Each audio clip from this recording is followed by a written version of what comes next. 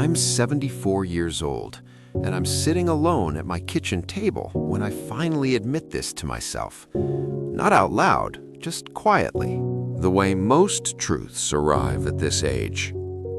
I spent 40 years chasing approval I never needed, and I don't have the time left to pretend otherwise. The house is quiet now.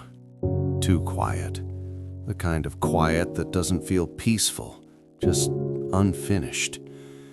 I'm not telling this because I want sympathy. I'm past that.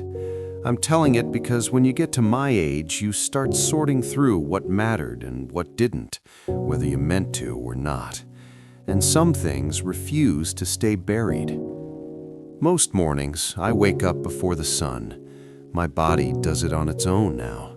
I make coffee I barely taste and sit in the same chair, looking at the same wall, thinking about people who aren't here anymore, and moments that never happened. That's where this story lives, in the space between what was and what could have been.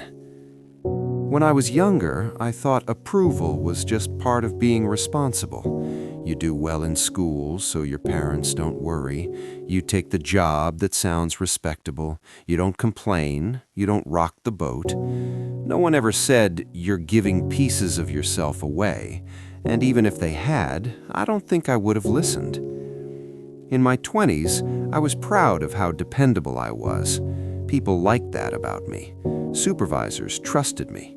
Family members leaned on me. That felt good. Not joyful exactly, but solid, like proof that I was doing life correctly. I learned early on how to read a room, how to adjust my tone, how to say what would land well instead of what was true. It didn't feel like lying, it felt like being mature. I got married young. We were both busy trying to be the people we thought we were supposed to be. We didn't fight much. We also didn't talk much about anything that scared us. I worked long hours, not because I loved the work, but because it earned nods of approval from my boss, from my parents, from neighbors who'd say things like, "You're really doing well for yourself." I carried those words around like proof of worth. At home, I was tired. I'd sit at the table while my kids talked, nodding, half listening, telling myself I'd be more present tomorrow. There was always tomorrow back then. I missed school plays because of meetings, missed dinners because of deadlines that no one remembers now. I told myself it was temporary. That's how it always sounds when you're wasting time without realizing it. Temporary. I remember one evening especially. My daughter wanted me to look at something she'd drawn. I told her, "In a minute," without looking up. She waited longer than I deserved. Then she folded the paper and walked away. I don't remember what I was working on.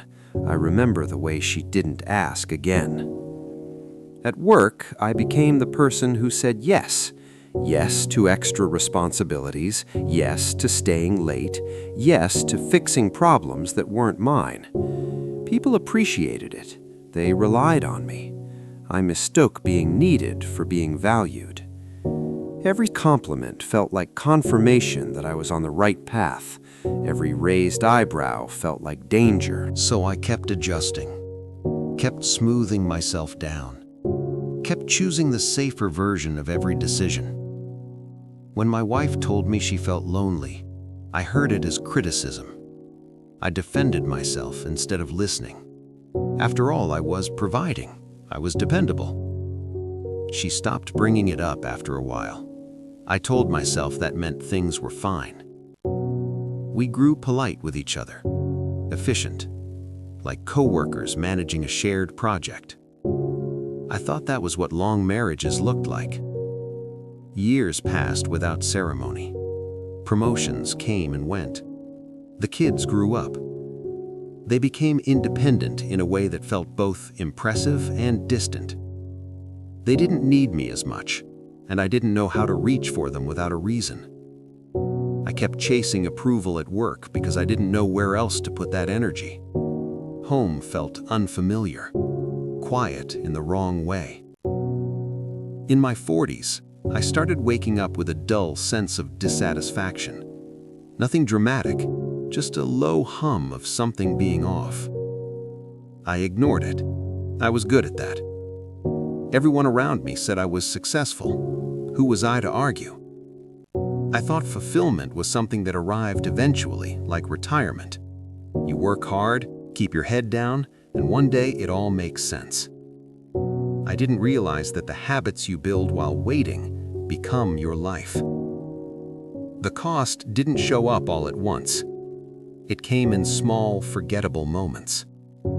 The conversation I postponed. The apology I planned to give later. The interest I dismissed because it didn't impress anyone.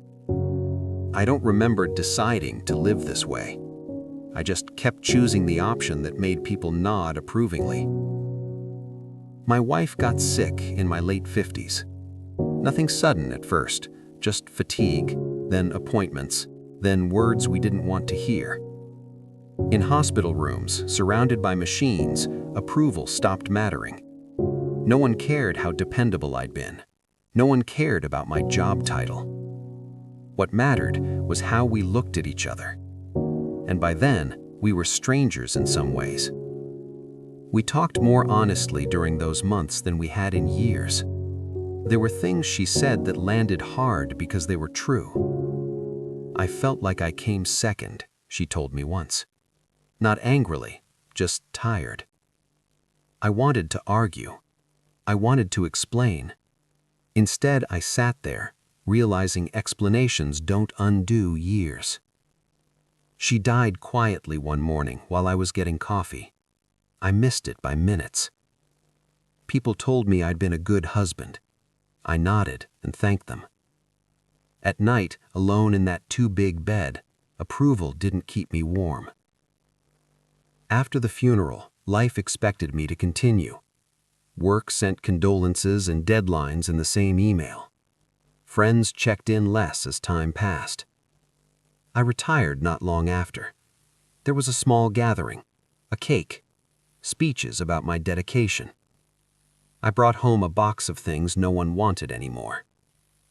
Without work, the approval dried up, and I didn't know who I was without it.